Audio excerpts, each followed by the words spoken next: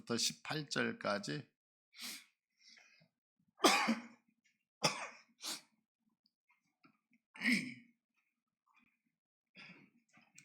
9절서부터 18절까지 교독하실 때 제가 먼저 교독합니다. 9절.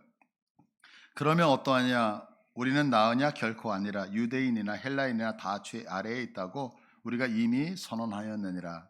기록된 바 의인은 없나니 하나도 없으며 깨닫는 자도 없고 하나님을 찾는 자도 없고 다 치우쳐 함께 무익하게 되고 선을 행하는 자는 없나니 하나도 없도다. 그들의 목구멍은 열린 무덤이요 그 혀로는 속임을 일삼으며 그 입술에는 독사의 독이 있고 그 입에는 저주와 악독이 가득하고 그 발은 피 흘리는데 빠른지라. 파멸과 고생이 그 길에 있어 평강의 길을 알지 못하였고 그들의 눈 앞에 하나님을 두려움이 없으니라 함과 같으니라. 아멘. 예.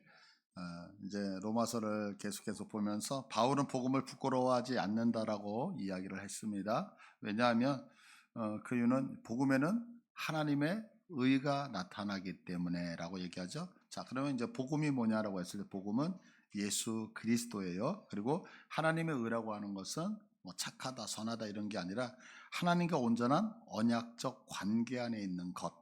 그러니까 복음에는 하나님의 의가 나타났다라고 하는 이 말은 예수 그리스도에게는 무엇이 있다? 하나님의 의가 나타났다. 그러니까 예수 그리스도에게는 하나님과 온전한 관계, 하나님과의 온전한 언약적 관계가 있다. 때문에 심판당한다, 안 당한다? 심판당하지 않는다. 그래서 나는 복음이 부끄럽지 않다. 그 얘기는 나는 복음이 자랑스럽다라고 이야기를 하고 있는 거죠.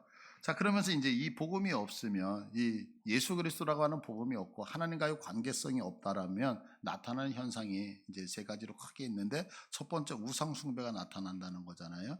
두 번째는 동성애 나타나죠. 왜? 하나님의 말씀을 어기는 사건들이 나타난다 이런 얘기를 하는 거죠. 그러면서 이제 21가지의 죄를 쭉 나열을 하는 것을 봤어요. 결국에 이 하나님과의 언약적 관계가 없는, 예수 그리스도가 없는, 복음이 없는 이 사람들, 이방인들은 당연히 심판을 당한다. 이제 여기까지는 우리가 다 인정을 하는 거잖아요. 그런데 바울은 여기서 그치지 않고 더 나가서, 그런데 유대인들도, 우리 식으로 얘기하면 예수 믿는 우리들도 뭐한다? 심판을 당한다. 자, 그러고 나니까 이제 질문이 들어오는 거죠. 자, 이방인들도 심판당하고 우리들도 심판당한다면, 그렇다면 예수 믿는 게 무슨 의미가 있습니까? 어떤 특권이 있습니까? 내가 유대인이라고 하는 특권이 뭐가 있습니까? 라고 질문을 던질 수밖에 없잖아요.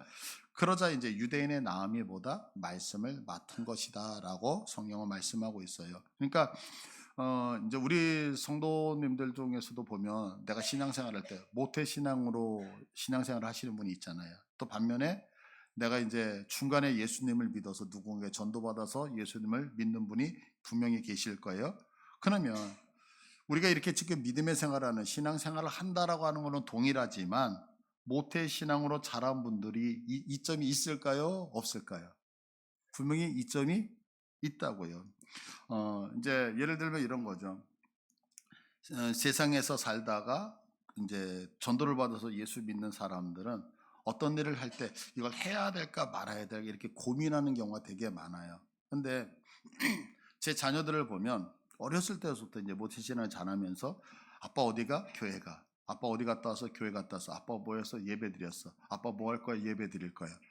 그러니까 이것을 아주 어렸을 때부터 말할 때부터 들었으니까 교회 가는 것이 어색하다 어색하지 않다? 어색하지 않은 거예요. 그러니까 주일날 교회를 안 오고 예배를 드리지 않고 다른 데 간다는 것은 되게 어색한 거죠. 그러니까 이게 뭐냐면 모태신앙의 이점이거든요. 왜냐하면 그냥 따라다니다 보니까 그게 문화가 됐고 생활이 됐고 삶이 되어졌기 때문에 방황한다 안 한다? 안 한다. 이제 그렇게 말씀을 하고 있는 거죠. 그러니까 말씀을 맡고 있는 유대인들도 이런 이점이 있었다는 거예요. 어떤 이점이 있냐면 자, 세상의 사람들은 내가 어떤 일을 해요. 행할 때에 이것이 하나님의 기쁨이 되는지 기쁨이 안 되는지 고민할 수밖에 없잖아요. 내가 이거 지금 바르게 사는 건가? 이게 지금 틀리게 사는 건가? 이렇게 고민할 수밖에 없지만 율법을 갖고 있는 유대인들은 어떤 행동을 할 때 그게 율법에 기록이 되어져 있으니까 아 이게 하나님의 뜻이구나 아니라를 바로 안다 모른다? 아는 이점이 있다는 거죠. 문제는 이제 그들이 그걸 알고서도 하나님 앞에 바로 돌아오지 않는 인간의 연약함 때문에 그렇지 유익이 없는 게 절대 아니다, 이 얘기를 하는 거죠. 그런데 이제 이들은 말씀을 맡은 거 특권이 아니라고 얘기해요. 그 얘기는 뭐냐면 그들이 이제 하나님의 말씀을 믿지 않았기 때문에, 인간의 연약함이죠. 그러면서 그들은 이렇게 얘기를 하는 거죠. 하나님의 말씀을 맡은 것이 나에게는 아무 유익이 없었다라고 얘기를 하는 거예요. 근데 이때 바울이 하는 얘기가 뭐냐면, 야, 그거는 상상할 수 없는 거예요. 어떻게 모태신앙이 유익이 없어? 그건 상상할 수 없는 거예요. 금방 제가 말씀드린 거죠. 모태신앙 유익이 있어요, 없어요? 있죠. 그러니까 유대인들도 말씀을 맡았다라고 했을 때 유익이 있다, 없다? 있거든요. 그러니까 그건 그럴 수 없어. 그러면서 인간의 실패에도 불구하고 하나님의 목적이나 미쁘시면은 절대 영향을 못 미친다라고 하면서 이야기를 하죠.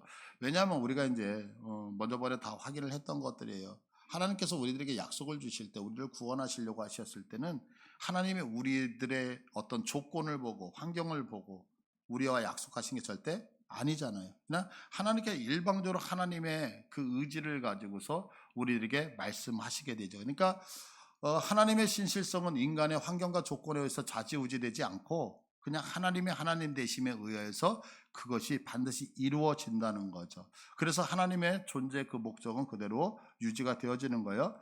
자, 그러니까 이제 인간이 어떤 질문을 또 던지게 되어지냐면 이렇게 얘기하는 거예요. 만약에 내가 연약해서 하나님의 강함이 보이고 내가 악해서 하나님의 선하심이 부각되어진다면 하나님이 우리를 심판하는 것은 잘못된 건 아닙니까? 라는 질문을 던지죠. 이거 말 되는 얘기인가요? 안 되는 얘기인가요? 말 안 되는 거예요. 그래서 지난주에 우리가 이제 가론 유다에 대한 이야기를 제가 드렸던 것을 기억을 합니다. 그러면서 결국에 바울이 얘기하는 건 이 얘기를 하는 거예요. 이방인들도 유대인들도 다 무엇이 필요하다? 복음이 필요하다. 예수 그리스도가 필요하다. 그래서 이제 오늘 본문이 시작되어지는 구절을 보시면, 자, 그러면 어떠하냐? 우리는 나으냐? 결코 아니라 유대인이나 헬라인이나 다 죄 아래에 있다고 우리가 이미 선언하였다. 그러니까 유대인이나 헬라인이나 다 무엇이 필요한 존재다? 복음이 필요하다라고 하는 것을 못을 받고 가는 거예요. 저는 이제 오늘 이 3장 9절의 이 말씀이 성경에서 가장 중요한 그 말씀이다라고 생각을 해요. 그게 왜 그러냐면요. 다 우리가 어디에 있다? 죄 아래에 있다라고 선포하거든요. 그러면 이 죄 아래에 있다라고 하는 건 죄의 권세 아래에 있다라고 하는 거예요. 이제 제가 우리 여러분들하고 계속해서 나누면서 말씀을 많이 드리는데, 이제 우리가 신앙생활을 하면서 자꾸 실패하는 것이 있는데 그 실패의 원인이 무엇이냐면 저는 바로 이것 때문이라고 생각을 하는 거예요. 그게 뭐냐면 우리는 신앙 그러면 자꾸 무엇인가를 하는 쪽으로 생각을 해요. 예를 들어서 제가 여러분들한테 이러는 거예요. 권사님, 요즘 신앙이 많이 다운되신 것 같아요. 좀 신앙이 예전 같지 않으신 것 같아요. 조금 더 분발하셔야 될 것 같아요. 라고 말씀을 드리면 우리는 그 말씀을 듣고 어떻게 하냐면, 아, 내가 신앙이 많이 다운됐네? 그러니까 어떻게 해요? 내가 더 기도해야지. 내가 하나님의 말씀을 더 많이 읽어야지. 야, 내가 교회 나와서 더 많은 봉사를 해야지. 이렇게 기도하는, 아니면 내가 무엇인가를 하는, 무엇을 한다에다가 초점을 맞춘다고요. 근데 이게 신앙에서 실패라고 하는 거죠. 왜냐하면 성경에서는 어떤 일을 행하는 것을 시작으로 보지 않기 때문에 그런 거예요. 그러면 성경은 우리에게 무엇을 얘기하면 무엇을 한다에 초점이 아니라 지금 내가 어디에 속해져 있느냐에 관심과 초점을 갖고 있거든요. 이제 생각해 보세요. 지금 이제 우리가 해외 여행을 갔어요. 해외 여행하면 이제 외국인들을 많이 만나게 되잖아요. 여러분들 그 외국인하고 이제 대화가 돼서 이렇게 첫 마디를 할 때, 너 결혼했니? 너 무슨 음식 좋아해? 너 뭐 자녀가 몇 명이야? 너 직업이 뭐야? 여러분 이거부터 물어보시겠어요? 외국인을 딱 만났을 때, 너 어느 나라 사람이야? 이거부터 묻지 않겠어요? 왜냐하면 나 한국에서 왔어. 너는 어느 나라? 아, 너 캐나다에서 왔어? 미국에서 왔어? 소속부터 확인을 하죠. 신앙도 그렇다는 거예요. 우리에게 가장 먼저 던져야 되는 질문은 뭐냐면 네가 무엇을 했니 안 했니가 아니라 너 지금 어디에 속해 있니? 이게 가장 근간이 되어서 우리들에게 질문되어져야 된다는 거예요. 그러니까 신앙에서 가장 중요한 것은 뭐냐면 무엇을 했다가 아니라 지금 내가 하나님의 나라에 속해져 있느냐? 아니면 내가 세상 나라에 속해져 있느냐, 이것이 가장 중요하다는 거예요. 왜냐하면 기독교 신앙은 윤리 도덕과 같이 어떤 선을 추구하는 게 아니거든요. 여러분, 예수 믿으면 결과론적으로 착해져야 되는 거 맞아요. 그러나 착해지기 위해서 예수를 믿는 건 분명히 아니잖아요. 그런데 세상에 예수님을 안 믿는 사람 중에도 착한 사람이 얼마나 많은지 모르거든요. 제주도에 가면 김만덕 기념관이라고 하는 기념관이 있어요. 그런데 이분이 이제 누구냐면 여성이시거든요. 그런데 지금으로부터 한 230년 전에 그 1739년도에 이분이 이제 기생의 딸로 태어나신 거예요. 근데 이제 그 당시 지금부터 한 200년 전이니까 우리나라의 남존여비 사상이 상당히 강할 때잖아요. 근데 이분이 이런 사회의 어떤 그 뭐랄까 여성을 비하하는 그런 입장 속에서도 그 제주도의 특산물 같은 거, 뭐 해산물이나 이런 거를 육지에다가 내다 파는 거예요. 이렇게 팔아가지고 상단을 꾸며, 그래서 의미상단을 운영을 하면서 수많은 돈을 벌게 되어져요. 그러고 있다가 그 1795년 정조 때, 정조 19년에 제주에 큰 흉년이 들었다 그래요. 그러니까 당신이 그렇게 많은 돈을 벌었는데 그 돈을 다 팔아가지고 230년 전에 그 당시에 자기의 전 재산으로 제주도에 살고 있는 1만 명을 구제를 했대. 1만 명. 근데 이렇게 먹고 산다는 것이 하루 먹고 산다라고 해서 끝나는 게 아니라 그 다음에 농사 지을 때 계속해서 먹여 살려야 되잖아요. 그래서 자기의 모든 전 재산을 팔아가지고 1만 명을 1년 동안 먹여 살렸으니 돈이 얼마나 많이 들어갔겠느냐고요. 그래서 이 소식을 들었던 정조가 이분에게 여성 의인이라고 하는 의녀 반수로 임명하고 첩지를 이제 주면서 높이 칭송을 했다 그래요. 그래서 오늘도 이 제주도에 가면 이분을 기리면서 상이 하나 있는데 만덕상이라고 하는 상이 있다는 거예요. 그러니까 뭐 노벨 뭐 상처럼 이렇게 되게 큰 상인가 봐요. 그래서 지은도 이 만덕상을 이렇게 그 사람들에게 나눠준다고 하는데, 자 그러면 이 김만덕이라고 하는 이분 예수님 알았을까요? 몰랐다고요. 근데 예수님 몰랐는데 어때요? 10,000명이나 되는 사람을 1년 동안 먹여 살리면서 수많은 사람의 생명을 연장시켜줬죠. 대단하지 않아요? 그러니까 이 얘기는 뭐냐면 성경은 네가 지금 착하냐 악하냐 이거부터 묻지 않는다고요. 성경은 무엇을 묻냐면 내가 지금 어디에 속해져 있느냐. 왜 그럴까요? 세상에 속해져 있으면서도 지금 김만덕 씨 이분처럼 세상에 속해 있는 분인데도 착한 사람이 있고, 지금 우리 하나님 편에 속해져 있는 은혜 안에 있는 사람들 중에서도 악한 사람이 있다 없다?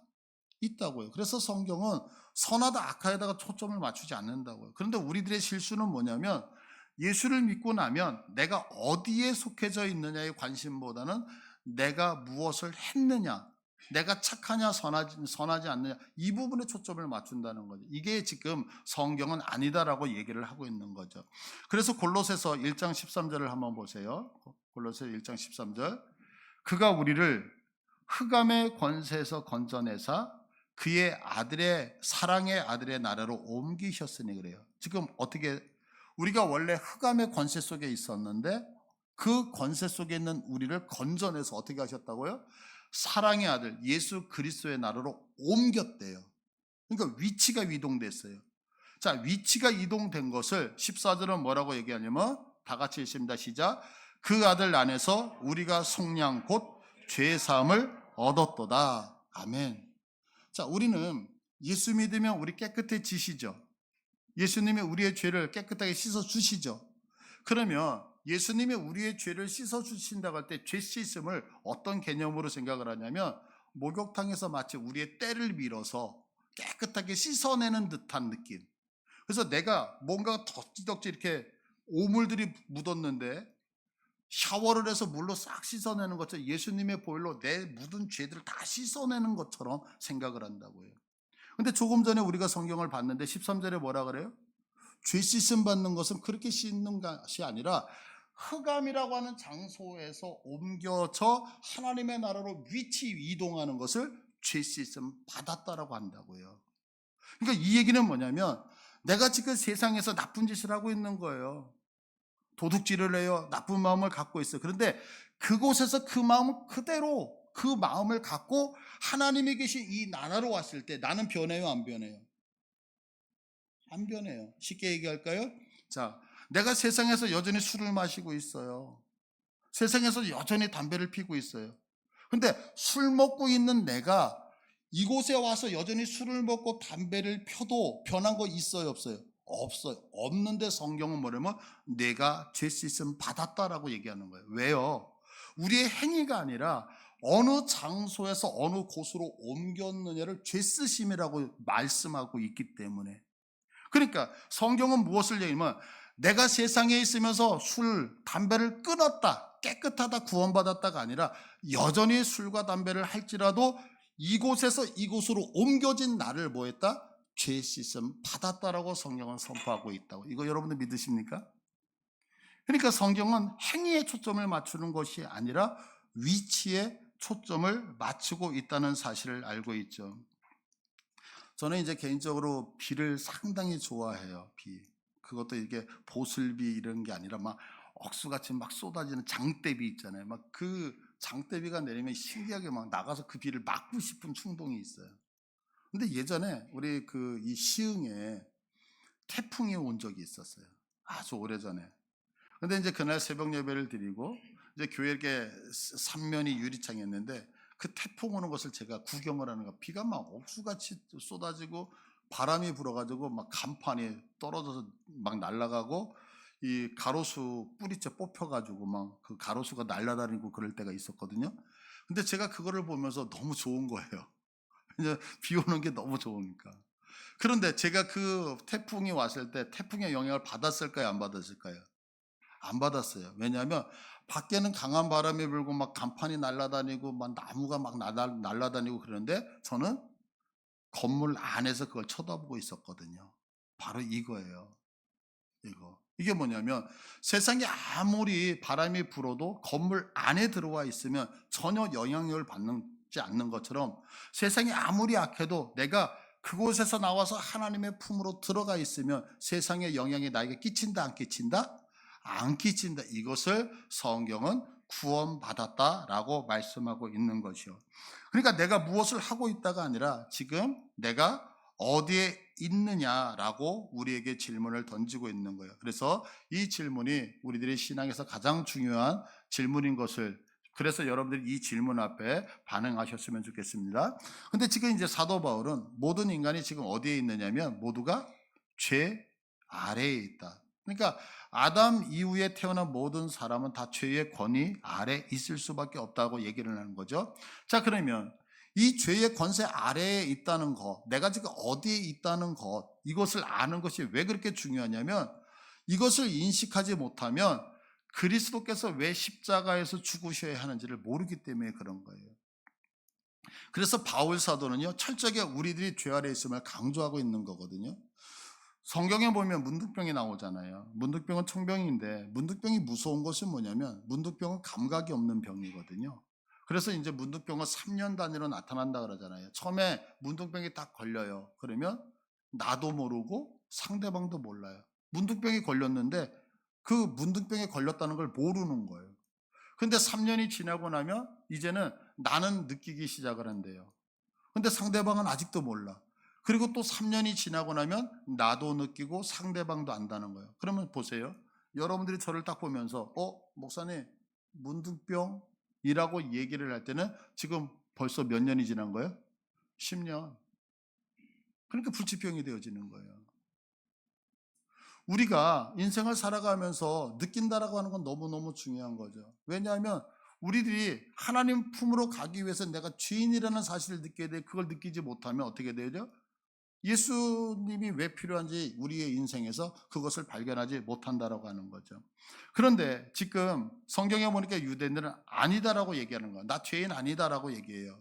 그래서 성경에서 이제 10절서부터 18절까지 니네가 죄인인지 아닌지 내가 한번 증거를 들이밀게라고 하면서 구약 성경을 인용해서 계속해서 말씀하고 있는 거예요. 그 대표적인 게 뭐냐면 이제 두 가지로 크게 나누어지는데 11절과 12절을 보면 죄 가운데 있을 때 사람에게 나타난 현상을 얘기를 해주고 있어요. 우리가 죄인인지 아닌지 한번 확인을 해보세요. 자, 그러면 이제 죄 가운데 있을 때 나타난 현상이 뭐냐면 11절을 보시면 깨닫는 자도 없고 하나님을 찾는 자도 없더라. 이 말씀은 이제 시편 14편인가 시편 53편을 인용한 말씀이거든요. 근데 죄인의 특징이 뭐냐면 하나님을 알려고도 하지 않고 하나님을 찾으려고도 하지 않는다는 거예요. 자, 생각해 보세요. 불이 났어요. 내가 잠을 자는데 불이 났어요. 근데 막 불이 나면 시커먼 연기가 막 올라오잖아요. 자, 불이 나고 시커먼 연기가 딱 올라오는 걸 보면서 딱 뭐, 와, 불 났네. 와, 연기가 엄청나네. 이런 분 계실 것 같으세요? 만약에 그렇게 불이 나고 연기가 나는 것을 보면서도 와, 저런 애를 움직이지 않는 사람은 둘 중에 하나일 거예요. 하나는 내가 지금 죽어가고 있거나 그래서 움직일 수 없거나 죽은 사람은 움직이지 않을 거예요. 근데 만약에 살아있다라고 한다면 어떻게 하시겠어요? 벌떡 일어나서 살기 위해서 출입길을 찾아서 달려가지 않겠어요? 성경 그 말씀을 하고 있는 거죠. 근데 우리가 영적으로 죽으니까 어떻게 해야 돼요? 하나님을 찾으려고 하지 않는다는 거예요. 내가 살 수 있는 방법이 있음에도 불구하고 그것을 발견하려고 하지 않는다고 하는 거죠. 그러니까 내가 지금 하나님을 발견하지 않고 하나님을 찾으려고 하지 않는다는 얘기는 뭐냐면 내가 이미 죽어가고 있고 죽었다라고 성경은 선포하고 있는 거예요. 그러니까 내가 집 가운데 있는지 아닌지를 어떻게 아느냐? 우리의 마음을 보시면 알아요. 여러분들이 하나님을 자꾸 찾고 싶어하는 갈망이 여러분에게 있으십니까? 만약에 여러분들이 신앙생활을 하면서 내가 하나님을 찾아야지, 하나님 앞에 가야지라고 하는 마음이 없다면 한번 우리의 신앙을 점검해 보셔야 돼요. 왜? 내 영혼이 하나님 없이도 살 수 있다? 그 얘기는 내가 이미 죽어서 감각하지 못하기 때문이다라고 성경은 말씀하고 있는 거죠. 그래서 시편 1절은 이렇게 말씀하고 있어요. 시편 1절을 보시면 어리석은 자는 그의 마음에 이르기를 하나님이 없다 하는도다. 그들은 부패하고 그 행실이 가증하니 선을 행하는 자가 없도다. 자, 죽어 있는 사람을 성경은 뭐라면 어리석은 자. 여기서 어리석다는 얘기는 조금 전에 얘기했던 것처럼 우리 한센스 병처럼 문둥병처럼 감각이 없다라고 하는 거예요. 그러면 하나님 앞에 감각이 없으니까 어떻게 해요? 하나님이 없다라고 얘기하죠. 근데 양심의 하나님을 향하여 찾지 않으니까 부패하는 거예요. 행실이 가증해지는 거예요. 그래서 성경은 계속해서 얘기하는 게 뭐냐면 자, 12절을 보시면 오늘 본문 12절을 보시면 다 치우쳐 함께 무익하고 선을 행하는 자가 있다 없다? 없다.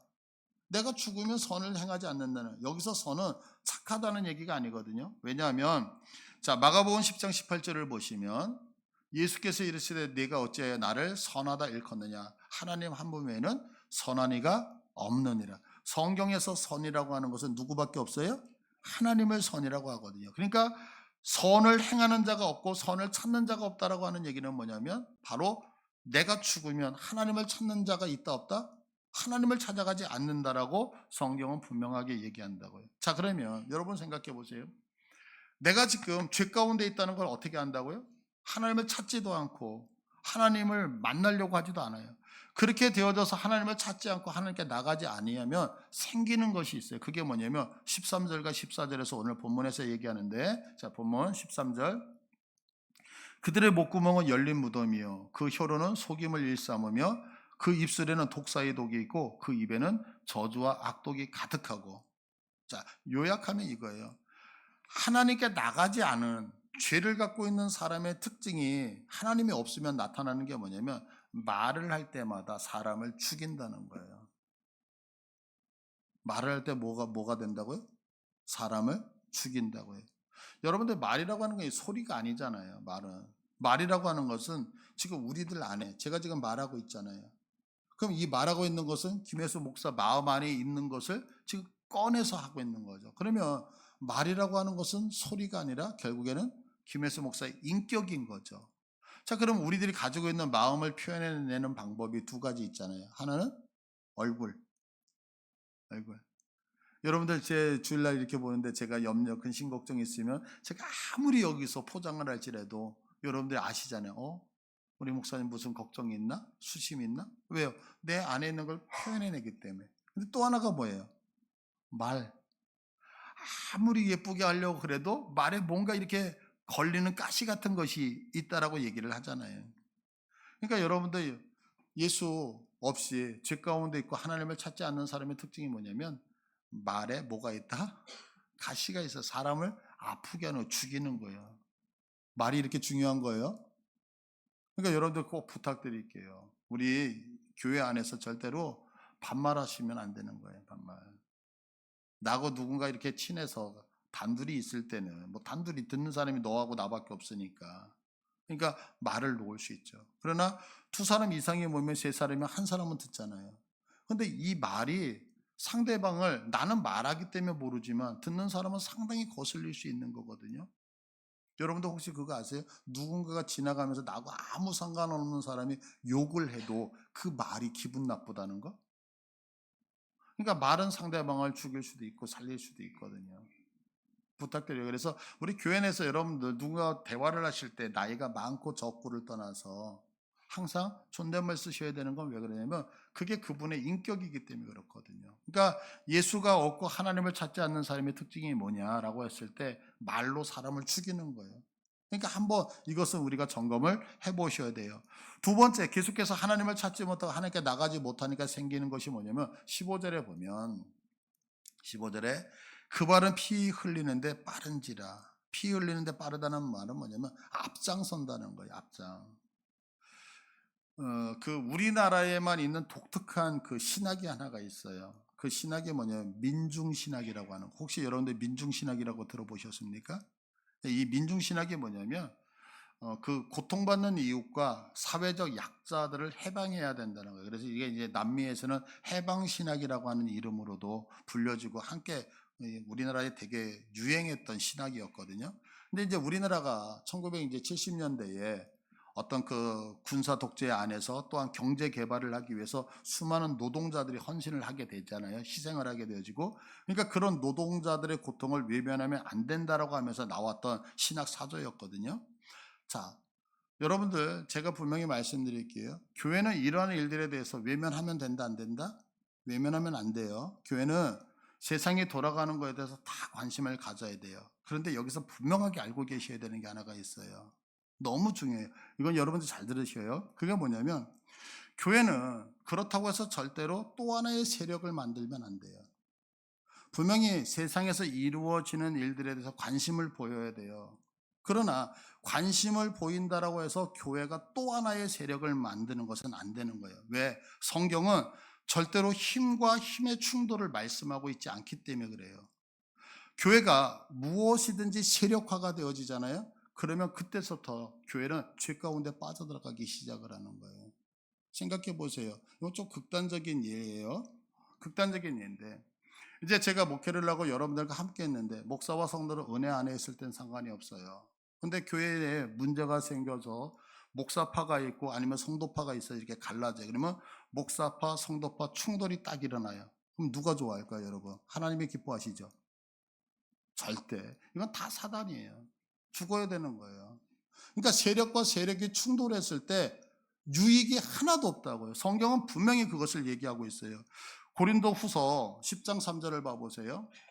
우리가 육신으로 행하나 육신에 따라 싸우지 아니하노니 4절 우리의 싸우는 무기는 육신에 속한 것이 아니요 오직 어떤 견고한 진도 무너뜨리는 하나님의 능력이라. 자, 고린도 교회는 분열이 있었어요. 도덕적인 문제가 있어요. 거짓 교사들로 인해서 시달리고 있었어요. 문제가 너무 많았던 교회예요. 뿐만 아니라 여기는 사도 바울의 어떤 외모, 사도 바울이 했던 말들, 뭐 대대하다 뭐 이런 표현을 써요. 그래서 사도 바울은 사도가 아니다. 그러면서 사도권을 부정하기까지 한다고요. 그러면서 네가 뭔데 우리한테 와가지고 함부로 그렇게 권면을 하고 그래. 나도 인정하지 못해. 라고 하면서 사도 바울의 사도성을 부정까지 해요. 그때 바울이 하는 얘기가 뭐냐면 지금 이 말씀을 의역하면 나를 비롯한 우리 신앙인들도 평범한 사람처럼 똑같이 세상에서 살아갑니다. 그러나 우리들의 싸움 방법은 세상 방식처럼 힘이나 정치, 말잔치, 억압, 인간적 지혜로 하지 않는다는 것입니다. 왜냐하면 우리의 싸움은 인간적인 방법이 아닌 오직 하나님이 주시는 영적인 능력, 즉 성령 기도 말씀을 통해 이루어지기 때문입니다. 라고 말씀하고 있는 거예요. 여러분, 우리가 너무나도 잘 알고 있는 겟세마네 동산의 기도 한번 생각해 보세요. 예수님께서 이제 기도하시고 나서 군병들이 예수님을 잡으러 왔었어요. 그때 베드로가 칼을 뽑아가지고 말고의 길을 내려치셨잖아요. 자, 그러면 지금 예수님이 좀 이따 잡혀가야 돼요. 그러면 예수님을 보호하기 위해서 베드로가 칼을 뽑아가지고 말고의 길을 잘랐을 때 예수님은 베드로야, 너 최고다. 나를 위해서 내 호위병이 되고 경비병이 되어주니까 너무 좋다. 너 잘했어. 라고 칭찬하시나요? 안 그래요. 성경을 보자고요. 마태복음 26장 52절. 이에 예수께서 이르시되 내 칼을 도로 칼집에 꽂으라. 칼을 가지는 자는 칼로 망하느니라. 무슨 얘기일까요? 칼로 세상을 정복하려고 하면 그 칼로 너도 망하고 만다는 거죠. 이 말씀을 조금 더 확대하면, 자, 내가 힘으로 세상을 정복하려고 하면 그 힘으로 우리가 망한다는 거예요. 세력으로 세상을 뒤엎으려고 하면 그 세력으로 내가 뒤집어진다는 거예요. 그래서 성경은 분명히 얘기하죠. 53절에 이렇게 말씀하죠. 너는 내가 내 아버지께 구해서 지금 12군단 더 되는 천사를 보내게 할 수 없는 줄로 아느냐? 내가 지금 힘이 없어서 이렇게 무너진다고 생각하니? 아니, 예수님 힘이 있으셨어요. 근데 예수님이 힘이 있음에도 왜 불구하고 세력과 세력이 부딪히지 않냐면 그게 하나님의 방법이 아니기 때문에 그래요. 여러분, 우리 세상을 정복하셔야 돼요. 믿으시죠? 세상을 정복해야 돼요. 그러나 우리가 정복하는 것은 그리스도의 사랑으로 정복하는 것이지 우리의 힘으로 정복하는 게 아닌 것을 믿으시길 바라요. 지금 예수님은 세상적인 방법 사용하지 않으시겠다는 거죠. 그래서 불의와 싸우기 위해서 무엇하지 않겠다? 절대 세력화하지 않으시겠다는 거예요. 왜 그러냐면 이걸 영적으로 보기 때문에 그래요. 그래서 우리는 나라의 문제가 있을 수 있어요. 경제 문제 있을 수 있죠. 정치의 문제 있을 수 있죠. 어떤 인생의 삶의 문제가 생길 때에 나가서 외치는 게 아니에요. 예수 믿는 사람들은 무엇하냐면 기도하는 거예요. 왜냐하면 그것이 경제적이든 정치적인 거든 아니면 인생의 문제든 다 뭐가 연관되어져, 영적인 문제가 연관되어져 있기 때문에. 그래서 이 나라 이민족을 위해서 우리가 날마다 기도해야 되는 것은 왜 기도해야 되냐면 그게 하나님의 방법이고 우리가 싸우는 방법이기 때문에. 여러분들 이거 믿으십니까? 근데 하나님을 찾지 못하고 하나님께 나가지 못하면 피를 흘리는데 앞장서서 세력화한다는 거예요. 그러니까 무언가를 내 힘으로 바꾸려고 하지 말라는 거죠. 왜? 내 힘으로 바꾸려고 하는 것이 보다 죄라라고 얘기를 하는 거예요. 여러분은 생각해 보세요. 제가 우리 교회를 목회를 하고 있는데 왜 저라고 교회가 부흥되는 것을 원하지 않겠어요? 그런데 여러분, 교회를 부흥시키겠다라고 해서 제가 힘으로 능력으로 뭔가를 해보려고 하는 것을 성경은 죄다라고 얘기를 하는 거예요. 여러분들 이거 믿으십니까?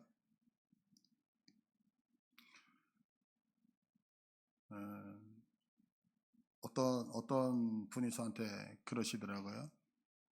목사님, 강단에 혹시 LED가 설치가 돼 있습니까? 그래요. 그래서 아니요, 저희 교회는 이렇게 텔레비전이 있습니다. 그러니까 아이, 시대에 뒤떨어졌네요.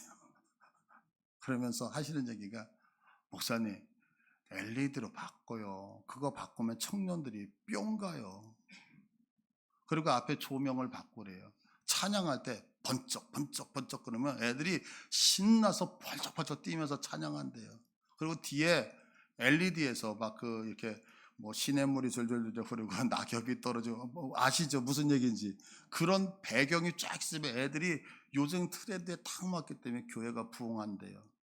그럴 수 있죠. 뭐 그걸 부정하지는 않아요. 그러나 그것만 있다고 해서 부흥되는 건 아니지 않을까요? 공감하십니까?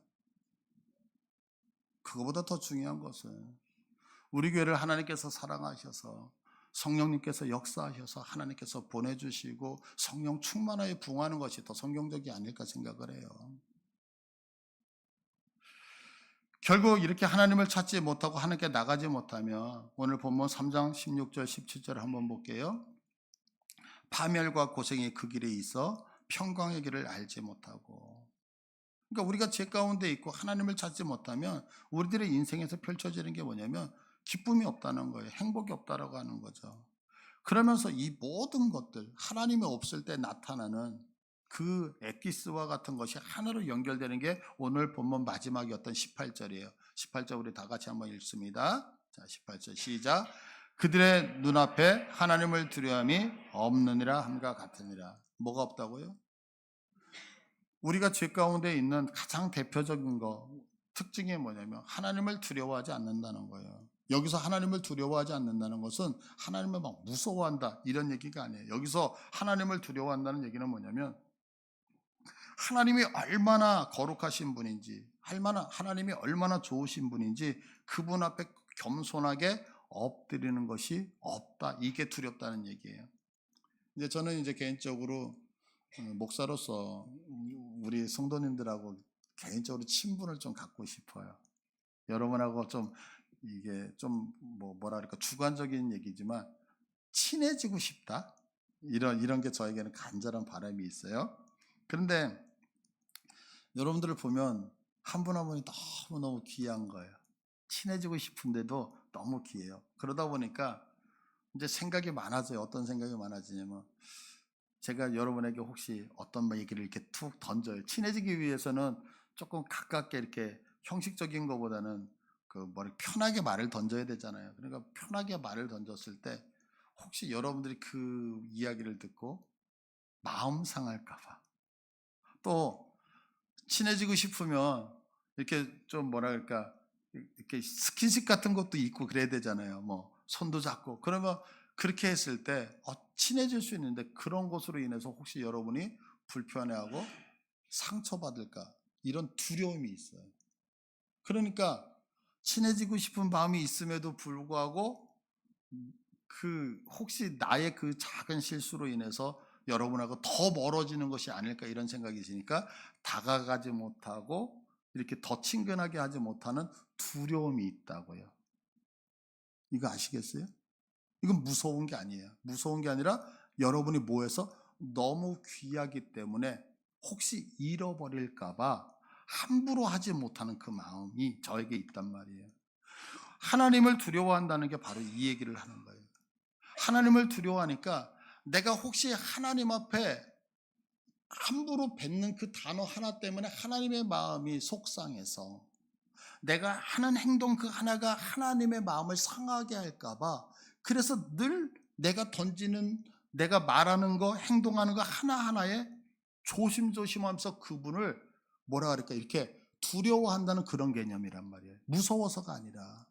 그런데 지금 하나님이 없고 죄 속에 있는 사람들은 어떻게 하냐면 하나님이 기분이 어떻든 하나님의 마음이 어떻든 상관하지 않고 나만 괜찮으면 괜찮은 거야. 여러분들 신앙생활 하면서 이런 게 어디 있어요? 나만 괜찮으면 괜찮은 게 어디 있어요? 요즘 정말 이게 진상이라고 표현해야 되나요? 뭐라고 표현해요? 나만 괜찮으면 된대. 그래서 뉴스를 보니까 지하철을 탔는데 지하철에서 어떤 아주머니가 이렇게 앉아 의자에 탁 다리를 올려가지고 거기서 열심히 발톱을 깎고 있더라. 아니, 그 공공장소에서 수많은 사람이 있는데 나만 괜찮으면 되는 건가요? 그건 아니잖아요, 여러분. 이건 제 얘기가 아니라 뉴스에 나온 거니까. 또 요즘 햇살이 너무너무 뜨겁잖아요. 그러니까 버스를 타고 가는데 어떤 아주머니가 버스에서 양산을 폈대요.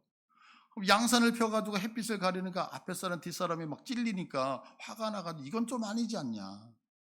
나만 괜찮으면 되는 건가요?